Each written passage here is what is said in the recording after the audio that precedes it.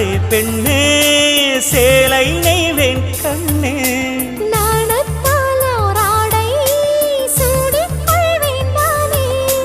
பாயாகும் அடி சொல்லாதே பஞ்சனை புதையல் ரகசியமே சாய்ந்தாடும் சங்கில் துளி பட்டாலும் முத்தாகிடும் முத்துண்டே செம்பூவே பூவே உன் மேகம் நான் வந்தால் ஒரு வழியுண்டோ மன்னவன் விரல்கள் பல்லவன் ஒளியோ படை கொண்டு நடக்கும் மன்மத சிலையோ இமைகளும் உதடுகள் ஆகுமோ